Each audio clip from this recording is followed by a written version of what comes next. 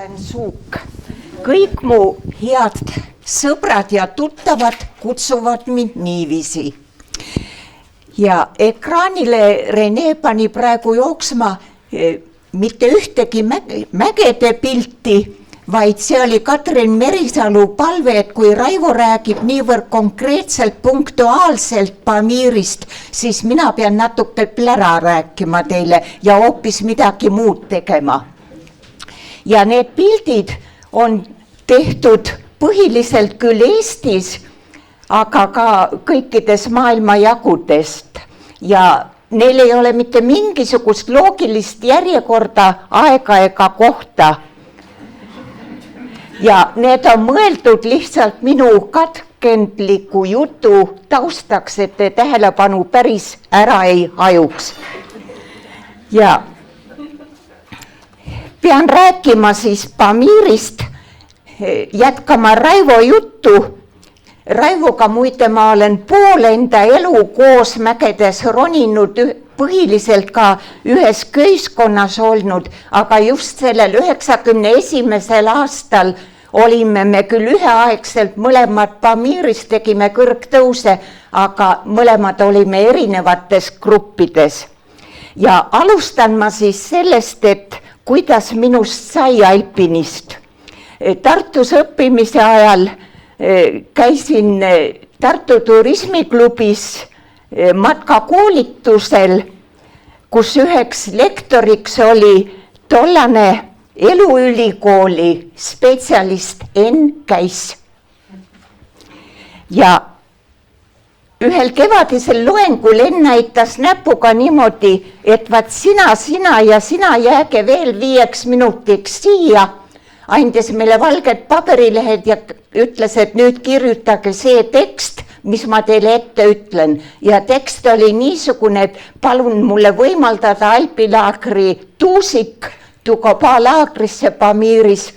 Ja mina julgesin siis veel küsida, et mis see alpilaager siis on. Ja selle peale Enn ütles, et see on täpselt sama, mis matk, ainult saate rohkem tipus käia.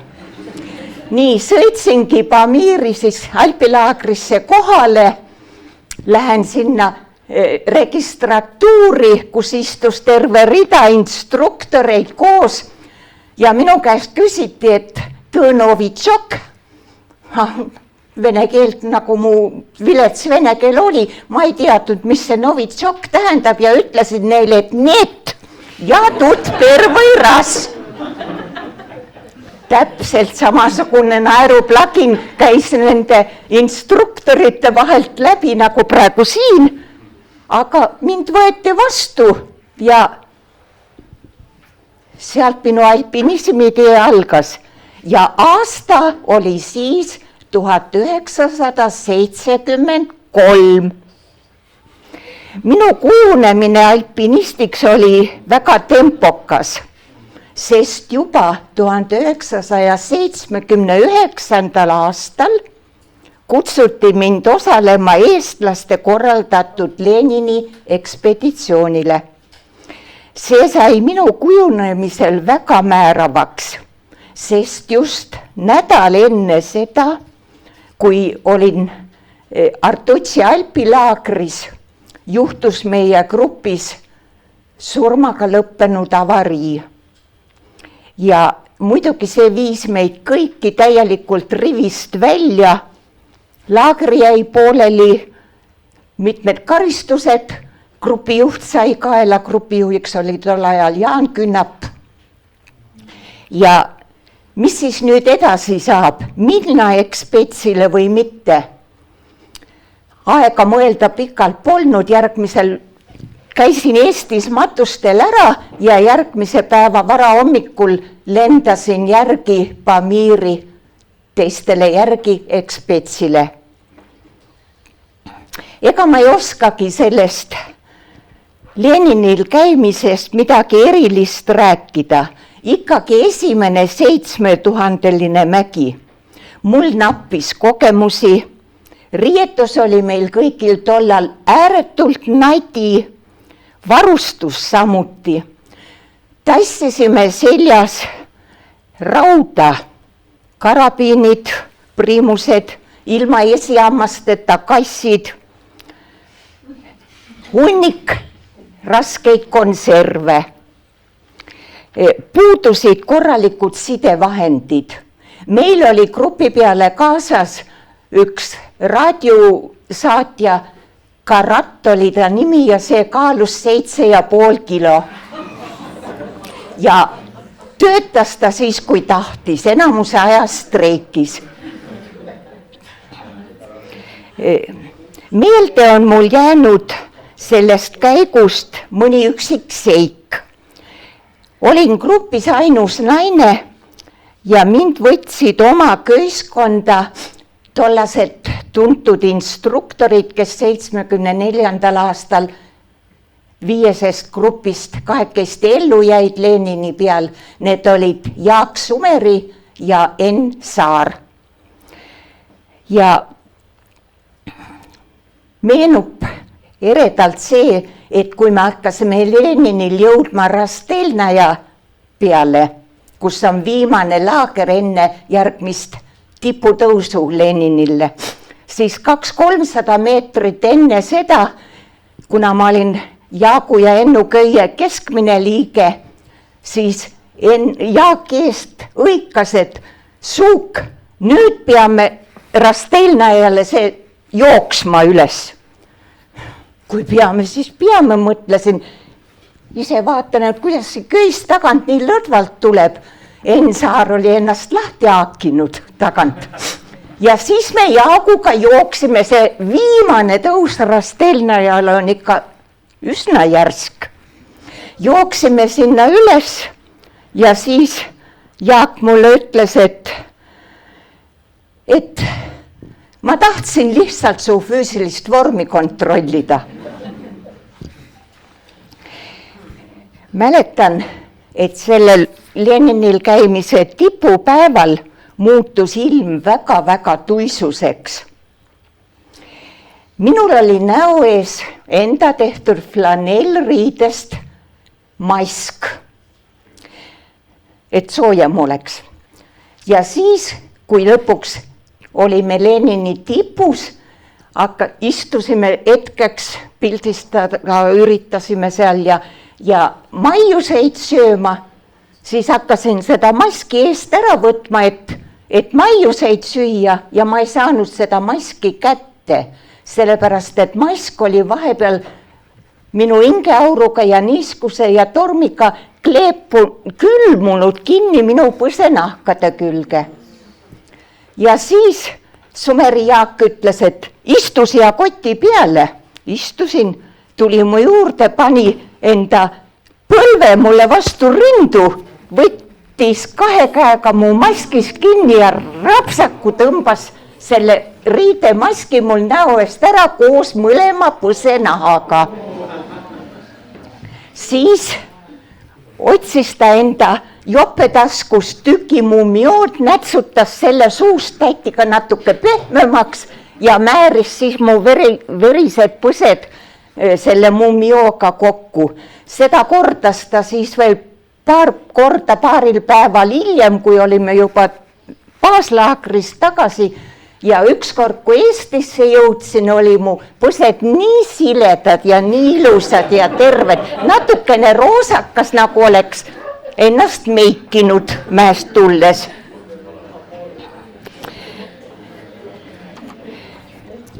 Laskumisel tipust toimus meil, nagu ütlesin, et ilm tipupäeval läks väga halvaks. Nähtavust üldse ei olnud. Vaat nähtavus oli võib-olla paar meetrit nagu minu siit sinuni, mitte rohkem.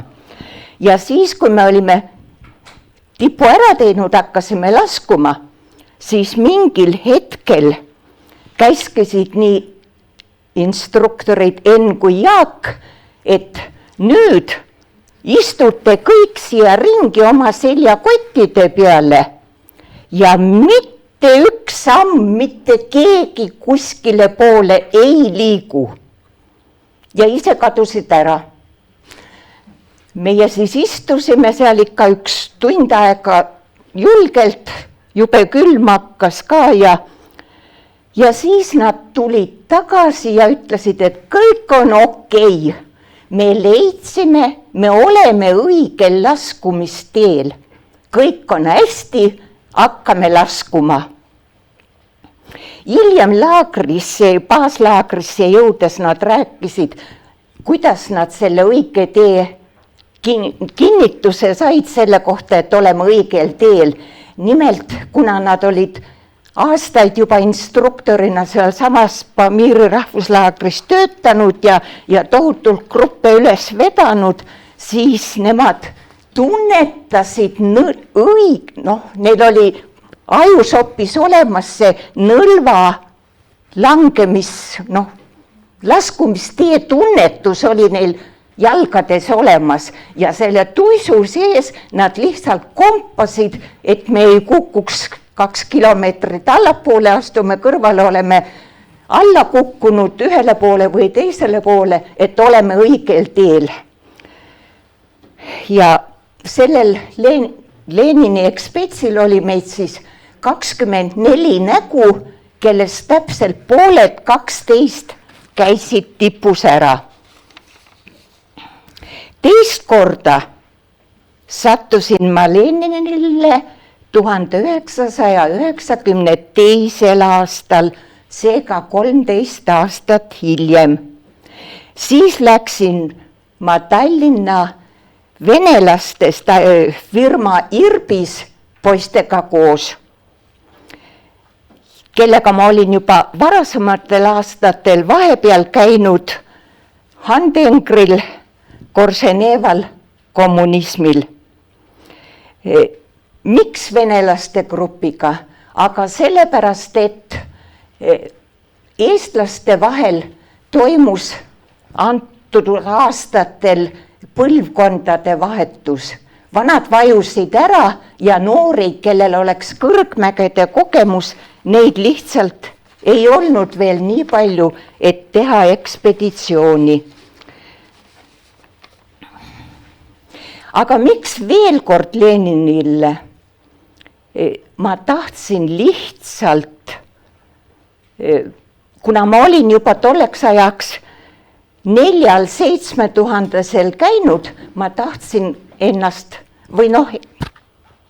teada saada, kui raske see Lenini tegemine siis ikkagi on. Sellepärast, et esimene kord oli ta ikka päris raske minu teada. Ja nüüd või siis sellel teiskordsel käimisel võin ma kinnitada seda, et tol korral oli kindlalt poole kergem minna. Varustus oli mul väga hea. Venelaste firmal Irbis oli ideaalne tolleaegne parim varustus, kuna nendel olid ääretult head suhted Moskva alpinismi üleliidulise föderatsiooniga. Sealt said nad osta head varustust, rahasid oli neil palju, sponsoreid ei olnud vaja otsida kuskilt ja ainult ole ise mees ja kõnni. Ja need Irbise nad olid põhiliselt, see Irbise poisid olid kõik, töötasid tollal kõrgehitustöödel, kirikutornid ja niisugused tööd, kus oli suured rahad taga. Ja need Irbise poisid olid ääretult eestimeelsed tol Vene viimastel aastatel. Meil oli alati kaasas sinimust valge, mille igas baaslaagris vardasse tõmbasime.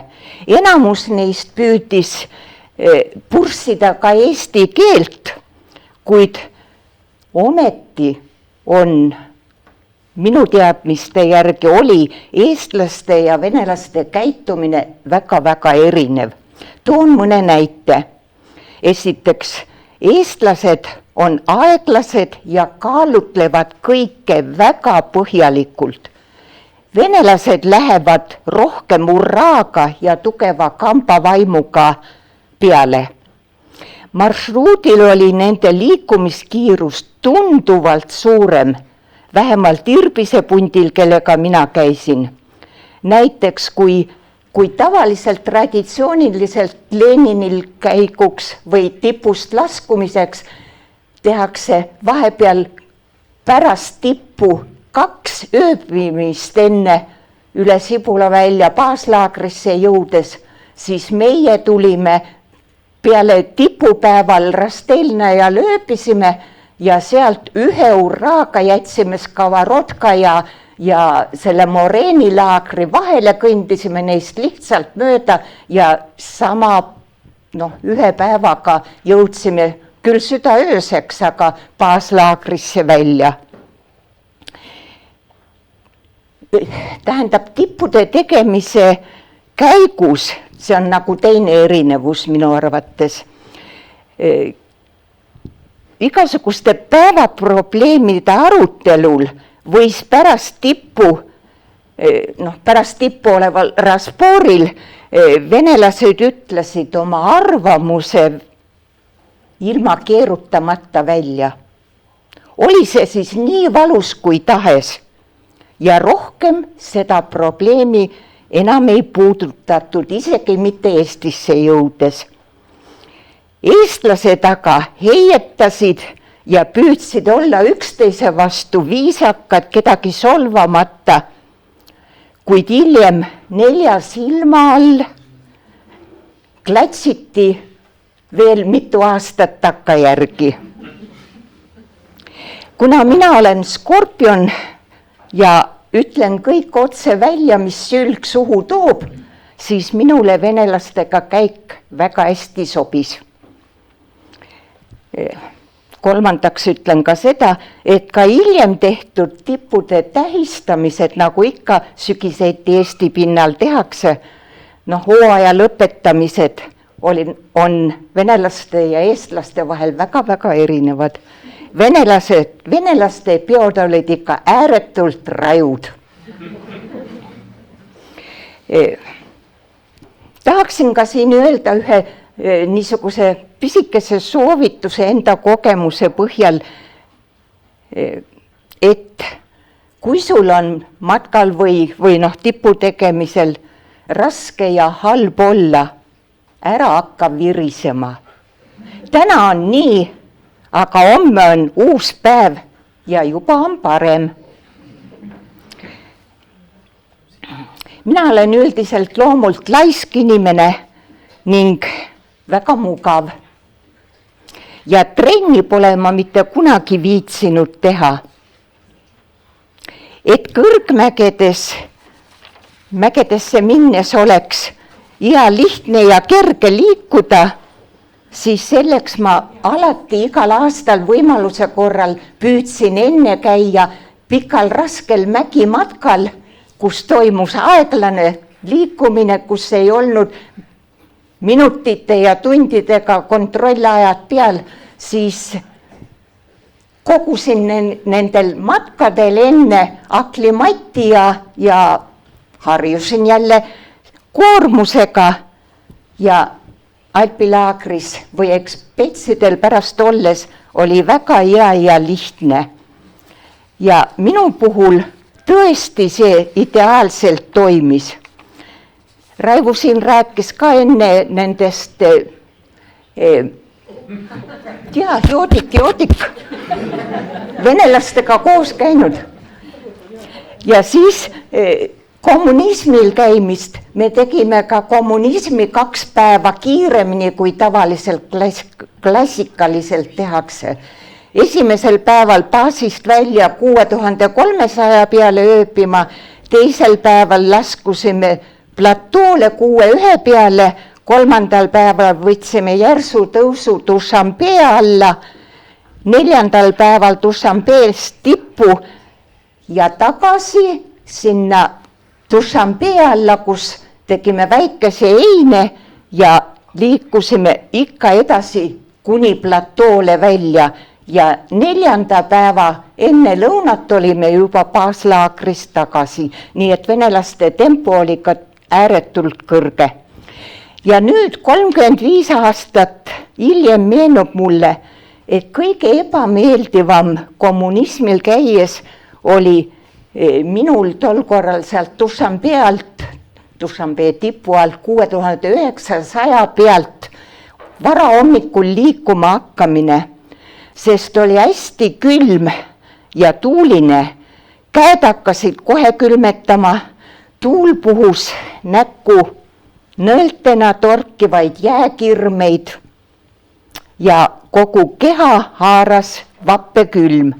Aga edasi liikudes sain sooja ning teekond tippu ja tagasi toimus ilma igasuguste probleemideta.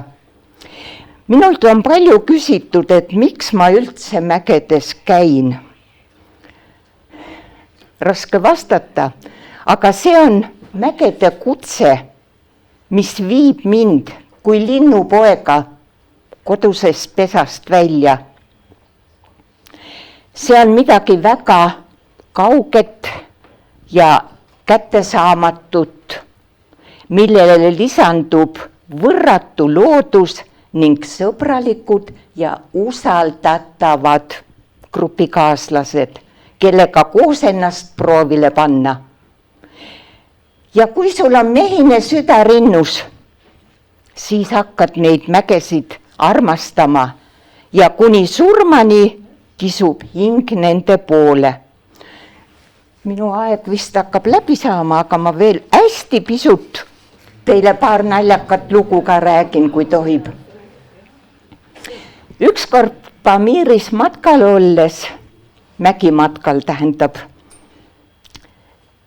pidas kohalik lambakarjus mind tema tapetud lambaks.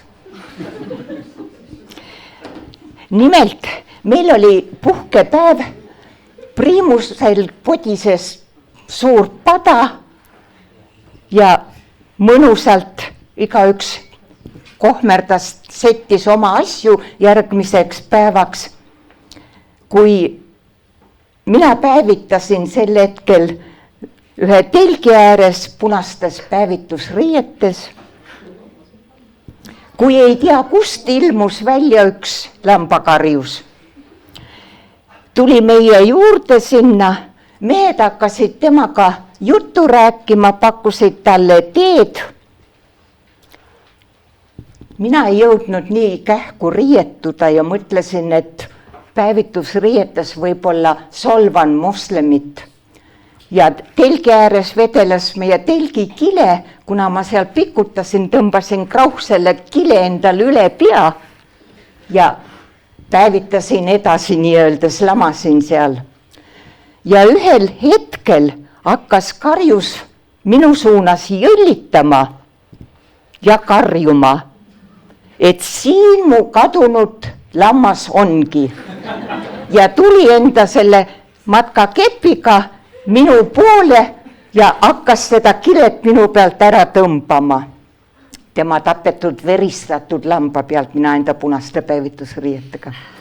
Ja siis ajasin ennast suure kiirusega istukille, selle peale see karjus kukkus sajatama ja kadus teadmata suunas koos meie teekruusiga. Mul on endale ka mägedes, tähendab seoses mägedega, meeldinud teiste kallal lõõpida. Minu väga hea sõbranna Kohtla-Järve päevilt Marina, kellest hiljem sai ka päris korralik alpinist, tuli siis, kui mina juhtisin Kohtla-Järve alpinismi sektsiooni tööd, tuli minu juurde ja nägi minu juures köisi, kasse, naelu, siis tundis huvi, et mida nendega mägedes tehakse. Ega ma kade ka polnud, ma siis hakkasin sellisele päris sinisilmsele tütarlapsele seletama. Ja seletasin seda siis niiviisi, et viiplesin ise käte ja jalgadega ja ütlesin, et vaat köis tõmmatakse mägedes 2 mäe vahele niimoodi ära. Ja siis need kassid pannakse jalga ja need kassihambad pidurdavad sul köie pealt maha kukkumist. Ja kirka on sul käes sellepärast, et nagu žongleerides ja ikka hoiad kirkaga lihtsalt tasakaalu. tol hetkel Marina nagu uskus ka, ütles, et no mina küll ta tuli nagu meie sektsiooni liikmeks, et edaspidi Mäkke minna. Ei, mina küll vist ei julge. Ütlesin, ja kirka on veel selleks väga kasulik, lisaks tasakaalu hoidmisele, et kui sa oled juba hästi kõrgel, mitme kilomeetri kõrgusel ja pilvedesse hakkad jõudma, pilvedest vaja läbi minna, no kuidas sa lähed sealt läbi, siis kirkaga ikka niimoodi risti lööd pilvedesse augud, pistad pea jälle sinna auku, raiud järgmise augu ja vaat niimoodi tõusedki mäe tippu. Marina algul uskus seda, aga noh, siis teiste käest ikka kuulis ka aga alpinist temast sai ja head sõbrannad oleme tänase päevani. Ja minu enda kohta on ka, kohe lõpetan, on juhtunud lausa anekdootlikke lugusid. Nimelt, ükskord jälle Pamiris matkal olles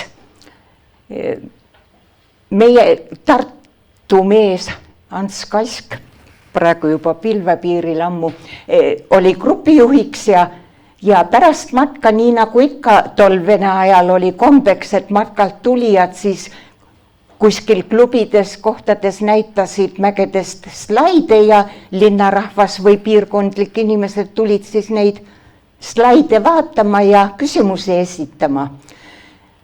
Ja see grupijuht Ants Tartus tollases Sigma kohvikus näitas pilte ja rääkis siis niimoodi, et Pamiris mägedel olid väga kõrged karniisid ja et karniisi ületada, noh, ühe kuru peal karniisid, et minna teisele poole orgu üle kuru, selleks tuli ju karniis ületada ja see oli ohtlik. Aga et meil oli grupis ideaalne võimalus. Me sidusime suugi köie otsa ja saatsime ta karniisi peale ja siis oli teada, missugune laskumistee, kus on kõige ohutum. Noh, publik kuulas, keegi olevat siis käe tõstnud ja küsinud selle peale, et mis asi on see suuk ja kuidas seda tarvitada? Noh, Antsul ei jäänud siis muud üle, kui siis seletas ja siis oli ka seal üleüldine naer olnud. Mina ise seal ei käinud sellel slaidin õhtul ja siis järgmisel päeval, kui ülikoolis peale loengut läbi Raekoja platsi läksin, siis seal võidupaaris Puki otsast saime ikka tihti käia kohvi joomas ja pirukaid söömas. Läksin siis mina ka sinna, istun paika, minu kõrval istuvad kaks, minu jaoks täitsa võõrast meest ja lõbusalt ajavad juttu omavahel ja itsitavad. Ja siis üks ütleb teisele, et no kuule, eile oli ikka see kõige parem küsimus see, et mis on suuk ja kuidas teda kasutada. Vaat, ma tänan teid tähelepanu eest.